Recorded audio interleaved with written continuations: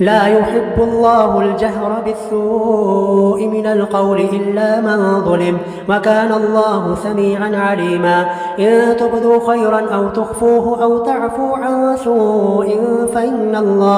فإن الله كان عفوا قديرا. إن الذين يكفرون بالله ورسله ويريدون أن يفرقوا بين الله ورسله ويقولون نؤمن ببعض ونكفر ببعض ويريدون أن يتخذوا بين ذلك سبيلا، أولئك هم الكافرون حقا، وأعتدنا للكافرين عذابا مهينا. والذين آمنوا بالله ورسله ولم يفرقوا بين أحد منهم أولئك سوف يؤتيهم أجورهم، وكان الله غفورا رحيما. يسألك أهل الكتاب أن تنزل عليهم كتابا من السماء، فقد سألوا موسى أكبر من ذلك فقالوا أرنا الله جهرة فأخذتهم الصاعقة بظلمهم، ثم اتخذوا العجل من بعد ما جاءتهم البينات فعفونا عن ذلك وآتينا موسى سلطانا مبينا. ورفعنا فوقهم الطور بميثاقهم وقلنا لهم ادخلوا الباب سجدا وقلنا لهم لا تعدوا في السبت، وأخذنا منهم ميثاقا غليظا. فبما نقضهم ميثاقهم وكفرهم بآيات الله وقتلهم الأنبياء بغير حق وقولهم قلوبنا غلف بل طبع الله عليها بكفرهم فلا يؤمنون إلا قليلا، وبكفرهم وقولهم على مريم بهتانا عظيما، وقولهم إنا قتلنا المسيح عيسى ابن مريم رسول الله وما قتلوه وما صلبوه ولكن شبه لهم، وإن الذين اختلفوا فيه لفي شك من ما لهم به من علم إلا اتباع الظن وما قتلوه يقينا، بل رفعه الله إليه وكان الله عزيزا حكيما. وإن من أهل الكتاب إلا ليؤمنن به قبل موته ويوم القيامة يكون عليهم شهيدا. فبظلم من الذين هادوا حرمنا عليهم طيبات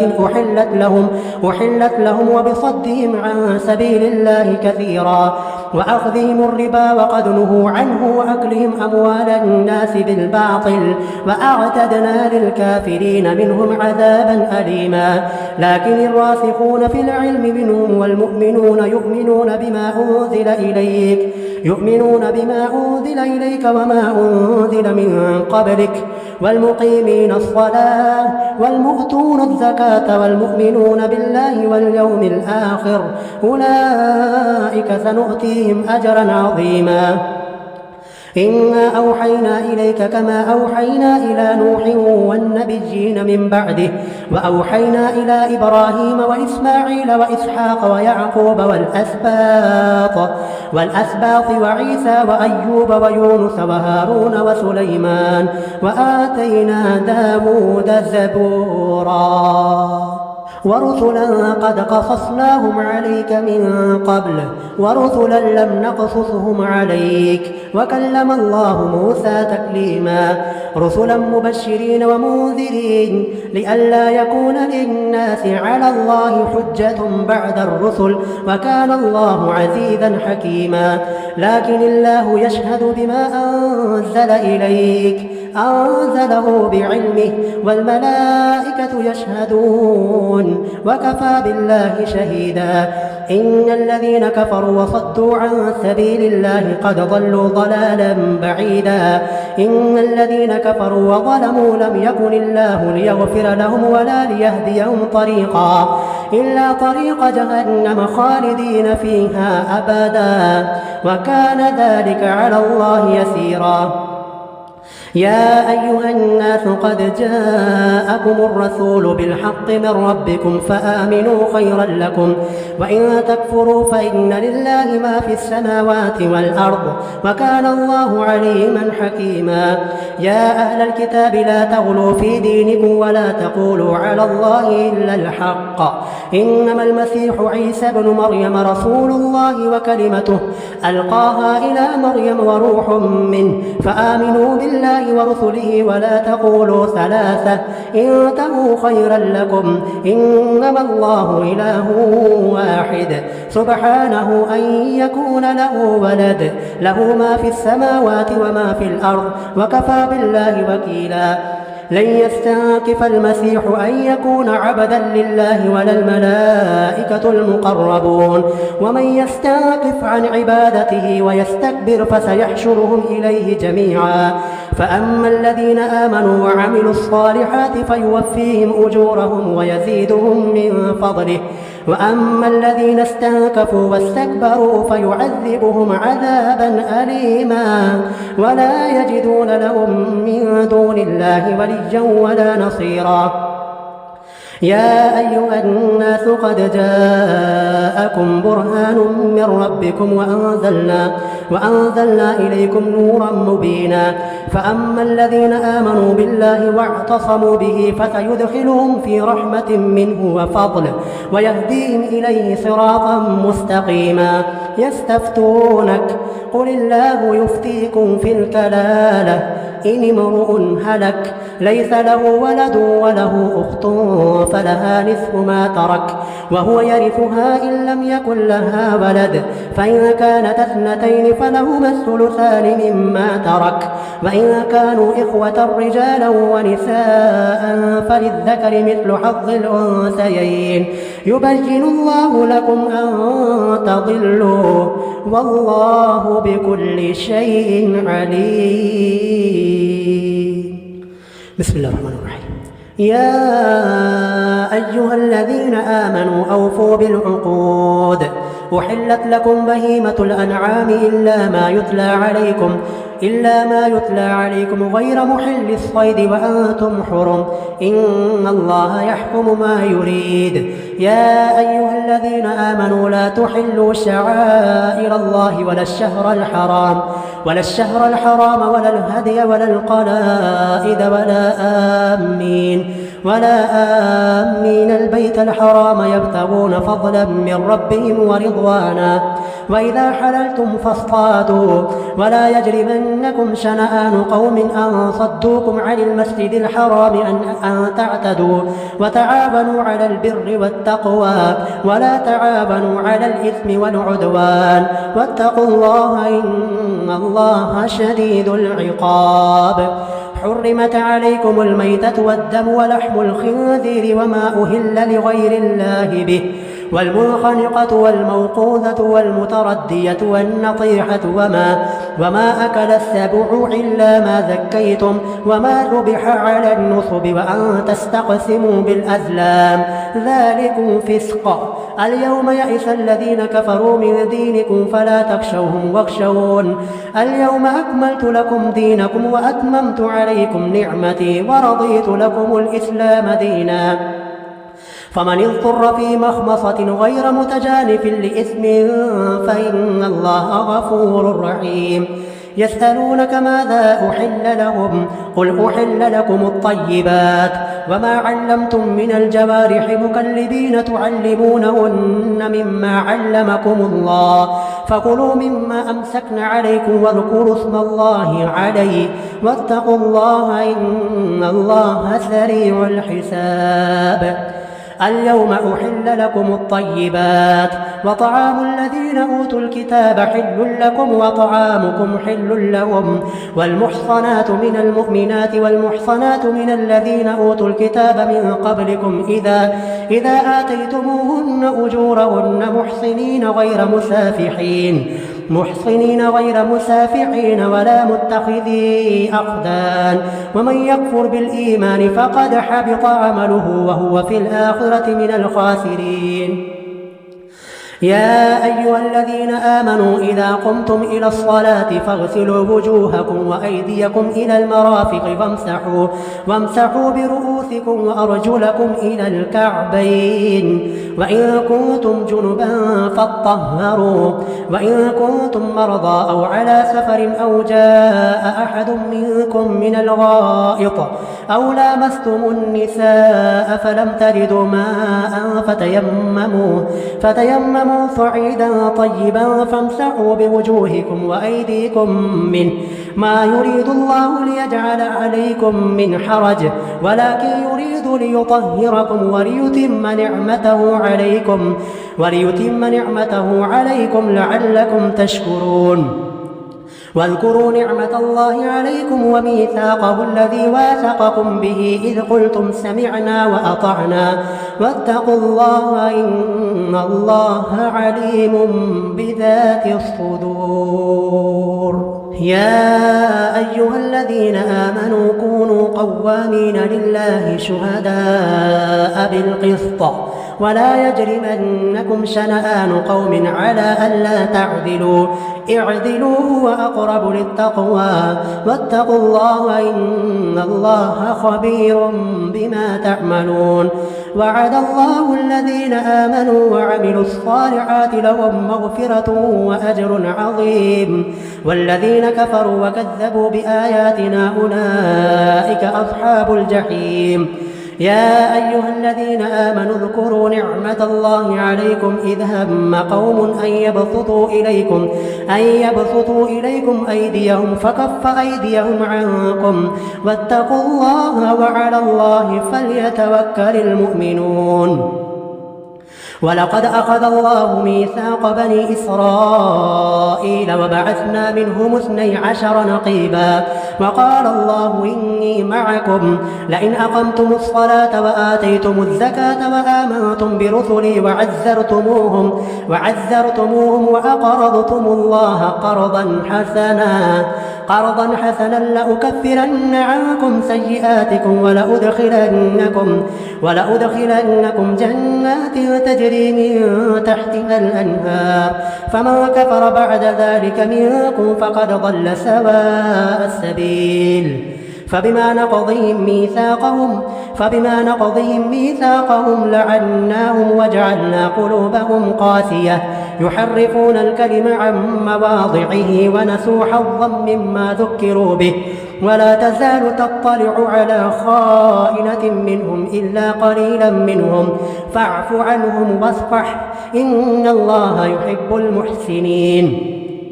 ومن الذين قالوا إنا نصارى أخذنا ميثاقهم فنسوا حظا مما ذكروا به فأغرينا بينهم العداوة والبغضاء إلى يوم القيامة وسوف ينبئهم الله بما كانوا يصنعون. يا أهل الكتاب قد جاءكم رسولنا يبين لكم كثيرا مما كنتم تخفون من الكتاب ويعفو عن كثير قد جاءكم من الله نور وكتاب مبين يهدي به الله من اتبع رضوانه سبل السلام ويخرجهم من الظلمات إلى النور بإذنه ويهديهم إلى صراط مستقيم. لقد كفر الذين قالوا إن الله هو المسيح ابن مريم قل فمن يملك من الله شيئا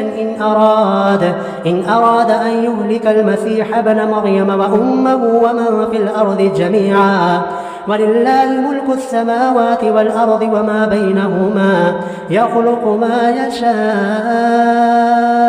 والله على كل شيء قدير. وقالت اليهود والنصارى نحن أبناء الله وأحباؤه قل فلم يعذبكم بذنوبكم بل أنتم بشر ممن خلق يغفر لمن يشاء ويعذب من يشاء ولله ملك السماوات والأرض وما بينهما وإليه المصير. يا أهل الكتاب قد جاءكم رسولنا يبين لكم على فترة من الرسل أن تقولوا ما جاءنا من بشير ولا نذير فقد جاءكم بشير ونذير والله على كل شيء قدير. وإذ قال موسى لقومه يا قوم اذكروا نعمة الله عليكم إذ جعل فيكم أنبياء وجعلكم ملوكا وآتاكم ما لم يؤت أحدا من العالمين يا قوم ادخلوا الأرض المقدسة التي كتب الله لكم ولا ترتدوا على أدباركم فتنقلبوا خاسرين قالوا يا موسى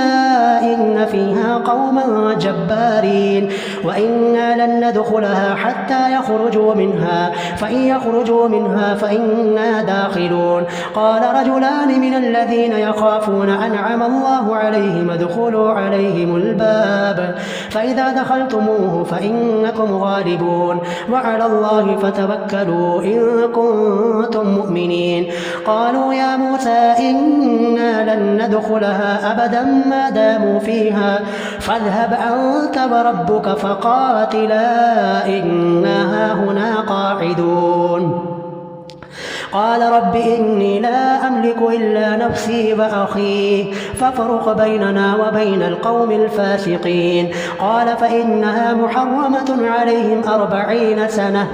يتيهون في الأرض فلا تأس على القوم الفاسقين واتل عليهم نبأ بني آدم بالحق إذ قربا قربانا فتقبل من أحدهما ولم يتقبل من الآخر قال لأقتلنك قال إنما يتقبل الله من المتقين لئن بسطت إلي يدك لتقتلني ما أنا بباسط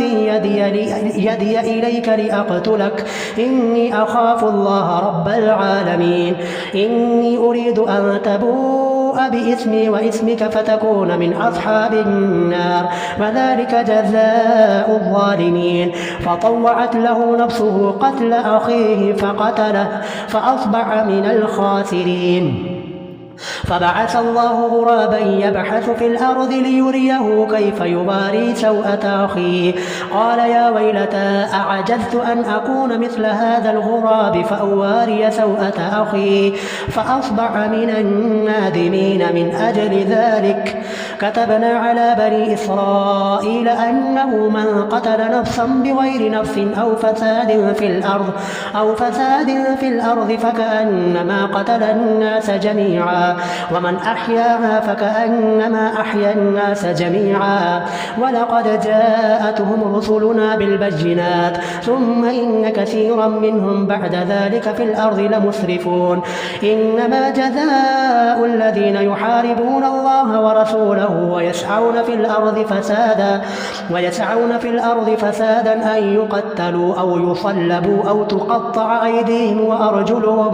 وأرجلهم من خلاف أو ينفوا من الأرض ذلك لهم خزي في الدنيا ولهم في الآخرة عذاب عظيم إلا الذين تابوا من قبل أن تقدروا عليهم فاعلموا أن الله غفور رحيم يا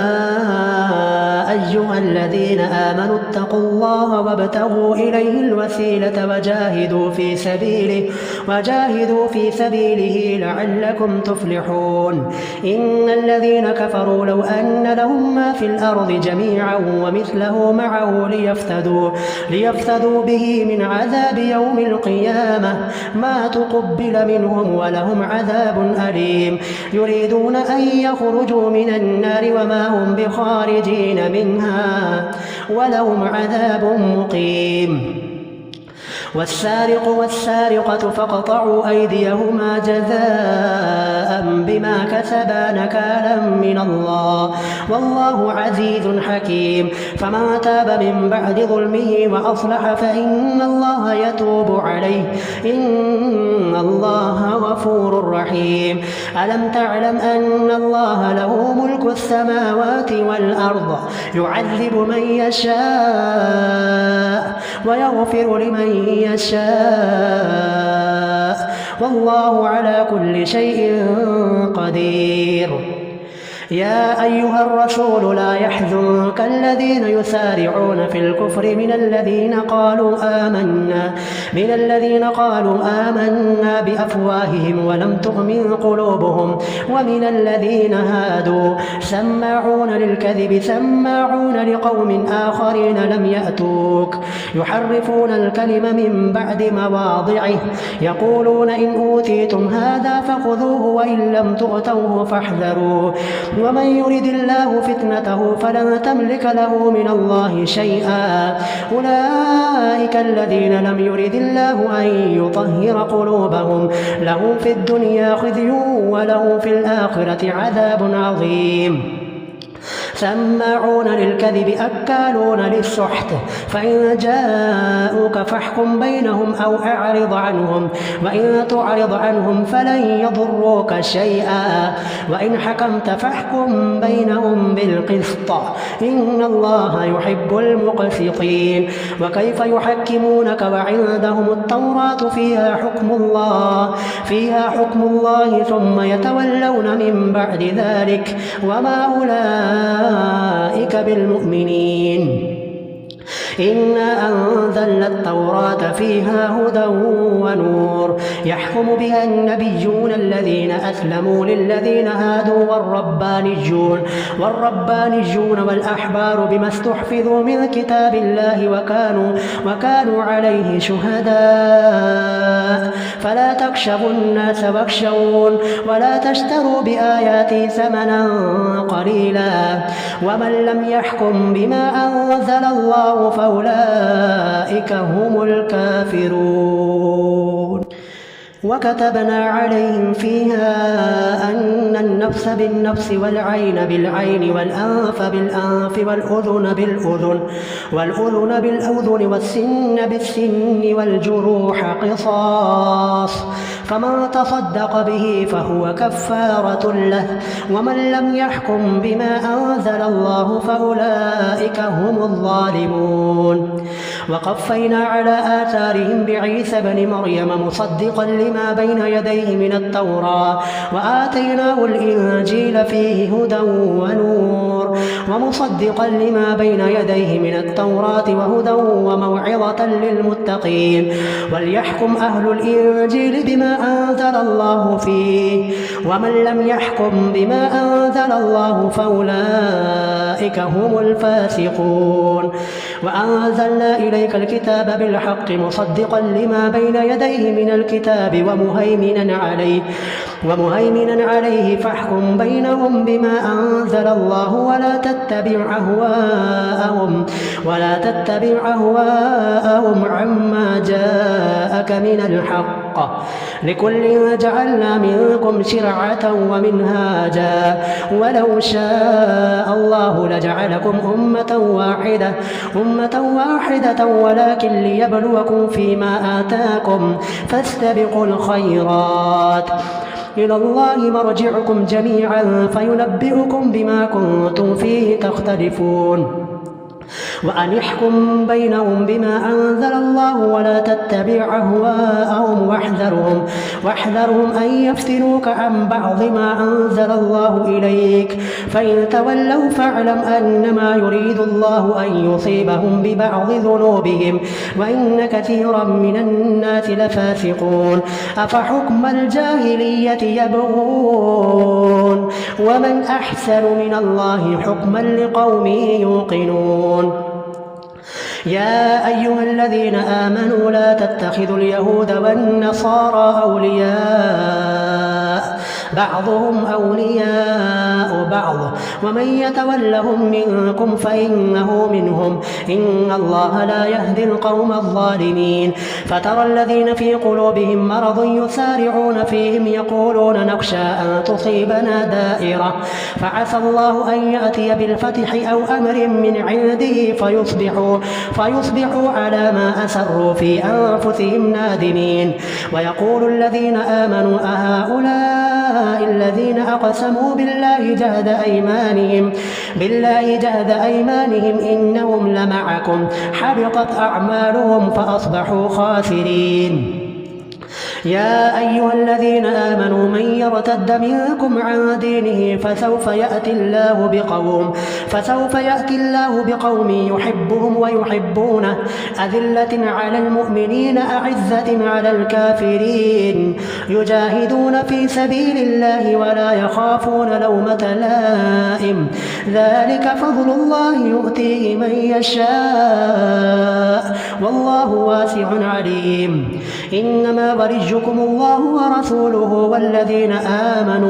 والذين آمنوا الذين يقيمون الصلاة ويؤتون الزكاة وهم راكعون ومن يتول الله ورسوله والذين آمنوا فإن حزب الله هم الغالبون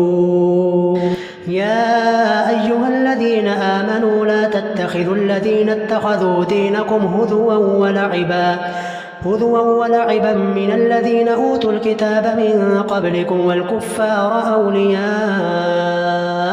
واتقوا الله إن كنتم مؤمنين وإذا ناديتم إلى الصلاة اتخذوها هزوا ولعبا ذلك بأنهم قوم لا يعقلون قل يا أهل الكتاب هل تنقمون منا إلا أن آمنا بالله وما أنزل إلينا وما أنزل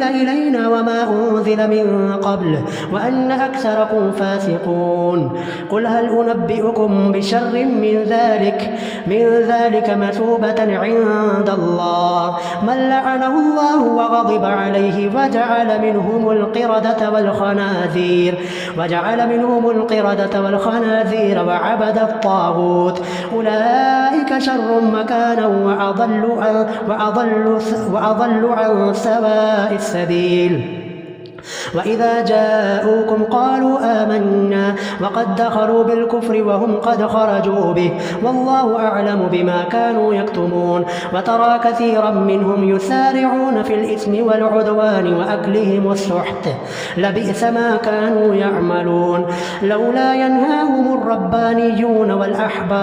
والأحبار عن قولهم الإثم وأكلهم السحت لبئس ما كانوا يصنعون وقالت اليهود يد الله مغلولة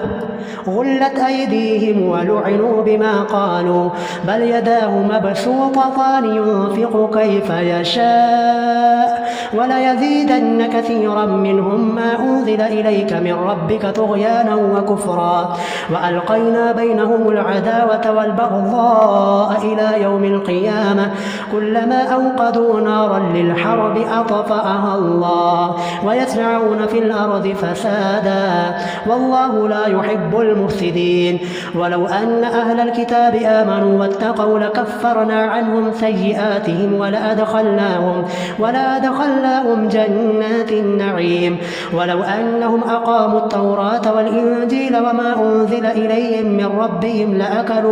لأكلوا من فوقهم ومن تحت أرجلهم منهم أمة مقتصدة وكثير منهم ساء ما يعملون يا أيها الرسول بلغ ما أنزل إليك من ربك وإن لم تفعل فما بلغت رسالته والله يعصمك من الناس إن الله لا يهدي القوم الكافرين قل يا أهل الكتاب لستم على شيء حتى تقيموا التوراة والإنجيل وما أنزل إليكم من ربكم وليزيدن كثيرا منهم ما أنزل إليك من ربك طغيانا وكفرا فلا تأس على القوم الكافرين إن الذين آمنوا والذين هادوا والصابئون والنصارى من آمن بالله واليوم الآخر وعمل صالحا فلا خوف عليهم ولا هم يحزنون لقد أخذنا ميثاق بني إسرائيل وأرسلنا إليهم رسلا كلما جاءهم رسول بما لا تهوى أنفسهم فريقا كذبوا وفريقا يقتلون وحسبوا ألا تكون فتنة وفعموا وصموا ثم تاب الله عليهم ثم عموا عموا وصموا كثير منهم والله بصير بما يعملون. لقد كفر الذين قالوا إن الله هو المسيح ابن مريم وقال المسيح يا بني إسرائيل اعبدوا الله ربي وربكم إنه من يشرك بالله فقد حرم الله عليه الجنة ومأواه النار وما للظالمين من أنصار. لقد كفر الذين قالوا إن الله ثالث ثلاثة وما من إله إلا إله واحد وإن لم ينتهوا عما يقولون ليمسن الذين كفروا منهم عذاب أليم. أفلا يتوبون إلى الله ويستغفرونه والله غفور رحيم. ما المسيح ابن مريم إلا رسول قد خلت من قبله الرسل وأمه صديقة كانا يأكلان الطعام انظر كيف نبين لهم الآيات ثم انظر أنى يؤفكون. قل أتعبدون من دون الله ما لا يملك لكم ضرا ولا نفعا والله هو السميع العليم. قل يا أهل الكتاب لا تغلوا في دينكم غير الحق ولا تتبعوا أهواء قوم قد ضلوا من قبل وأضلوا كثيرا وضلوا عن سواء السبيل. لعن الذين كفروا من بني إسرائيل على لسان داود وعيسى بن مريم ذلك بما عصوا وكانوا يعتدون. كانوا لا يتناهون عن منكر فعلوه لبئس ما كانوا يفعلون. ترى كثيرا منهم يتولون الذين كفروا لبئس ما قدمت لهم أنفسهم أن سخط الله عليهم وفي العذاب هم خالدون. ولو كانوا يؤمنون بالله والنبي وما أنزل إليه ما اتخذوهم أولياء ولكن كثيرا منهم فاسقون. لتجدن أشد الناس عداوة للذين آمنوا اليهود والذين أشركوا ولتجدن أقربهم مودة للذين آمنوا الذين قالوا إنا نصارى ذلك بأن منهم قسيسين ورهبانا وأنهم لا يستكبرون.